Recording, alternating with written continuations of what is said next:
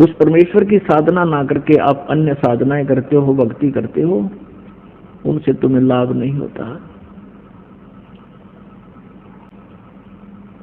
अपनात्माओं, किसी भी संत ऋषि की आप थ्योरी देखो, अपना अनुभव देखो, वो क्या कहते हैं कि जैसा भी किसी के प्रारब्ध में, संस्कार में लिखा हुआ है, वो तो उसे भोगना ही पड़ेगा।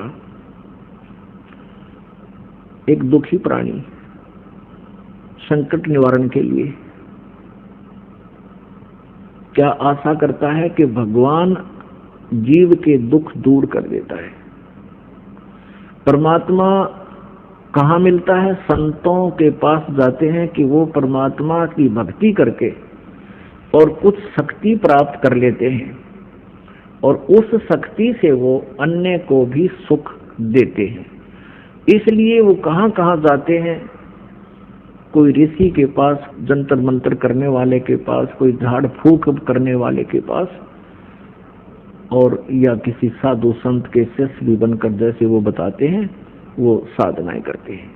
और जब उनके संकट दूर नहीं होते हैं तो वो उस स्थान को छोड़ देते हैं, दूसरी जगह जाते हैं। जैसे कोई मंदिर में जाता है, या कोई गुफाओं में जाते हैं, या कोई पहाड़ों पर जाते हैं, या कि तुलसी जाटी के धागे बांधते फिरते हैं, कोई कहीं किसी तीर्थ स्थानों पर जाते, वहां से कोई लाभ नहीं होता, तो फिर भी ये आत्मा हार नहीं मानती, क्योंकि इसको मालूम है कि एक परम शक्ति है परमात्मा जो सब दुख दूर कर सकता है।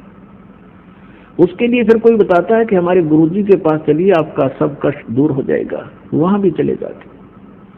वो ऋषि, गुरुजी, संत, मंडलेश्वर पहले तो उसके संकट निवारण के लिए कोई ना कोई धर्म पूर्ण क्रिया अवश्य बताते हैं। जब उनसे लाभ नहीं होता है तो फिर वो कहते हैं कि बेटा, ये तो तुम्हारा प्रारब्ध का कर्म है।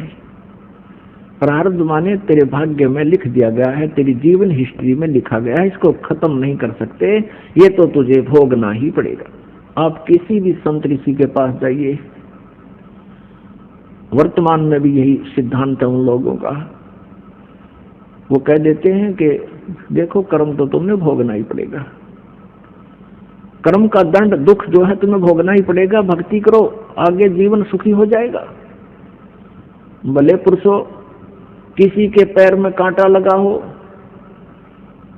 और वो किसी से कहे कि देखो मेरे पैर में पीड़ा हो रही है, कांटा लग के गहरा चला गया, टूट गया, अंदर घुस गया, दिखाई नहीं दे रहा बाहर से, तो जानकार व्यक्ति देखकर बता देता है कि तेरे पैर में कांटा लगा है,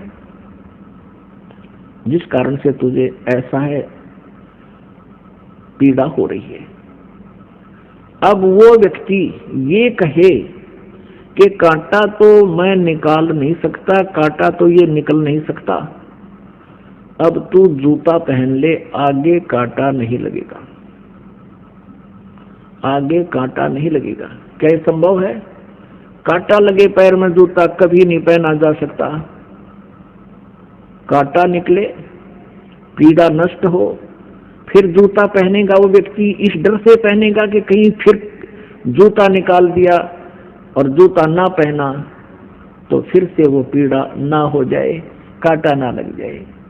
तो जिनके ऊपर आपत्तियां, संकट आए हैं, प्रारब्ध के हों से तीन ताप के हों, उनको न तो ये देवता ठीक कर सकते हैं, न श्री ब्रह्मा, श्री विष्णु, श्री शिव जी उन तीन ताप और श्राप आदि और प्रारब्ध के कर्म को ये नाश नहीं कर सकते। न ब्रह्म कर सकता, यह सरपुरुष नहीं कर सकता, न ये परब्रह्म कर सकता, जिसको अक्षर पुरुष कहा गीता जी अध्याय नंबर 15 के श्लोक नंबर 16 और 17 में तीन प्रभु बताए हैं।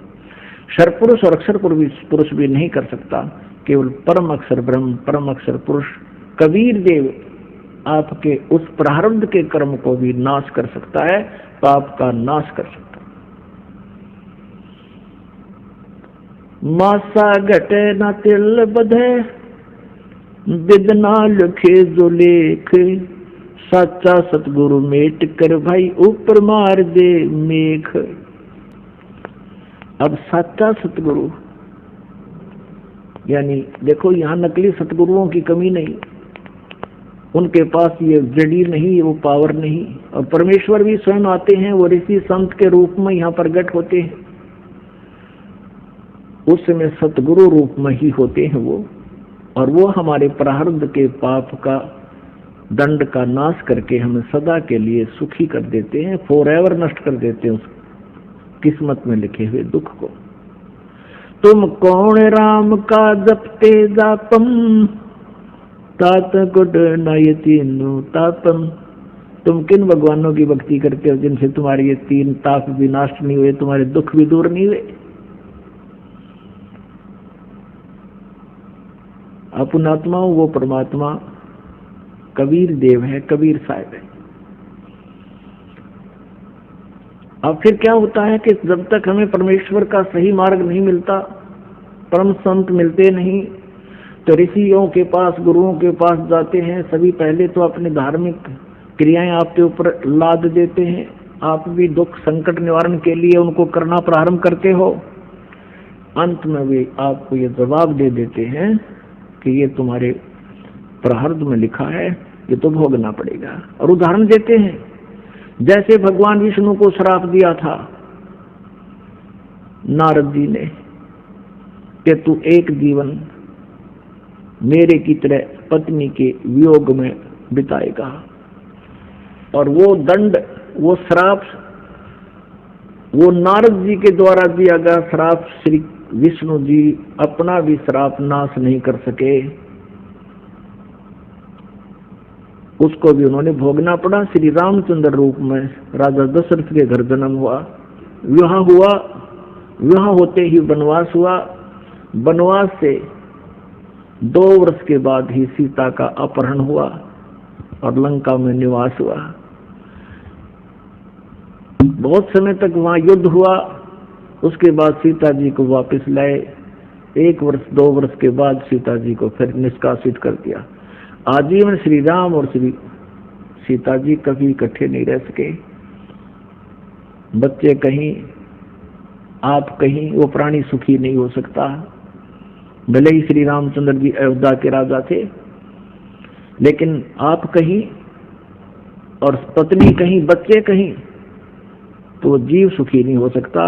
और ये ब्रह्मा विष्णु महेश एक जीव संज्ञा में है, ये परमात्मा नहीं है, पूर्ण परमात्मा नहीं है। अब ये बातें बड़ी खटकती हैं, पहली बार जो ये ज्ञान सुनता हूँ सब आत्मा को, उन आत्माओं के इतिहास में लिखा है, इस काल ने, ब्रह्म ने विष्णु और ब्रह्मा से कहा शिव पुराण में कि तुमने अपने आप को भगवान मान लिया एक दूसरे ने, और तुम युद्ध कर रहे हो, तुम्हारे ये भ्रम का निवारण करने के लिए मैं अब प्रकट हुआ हूं।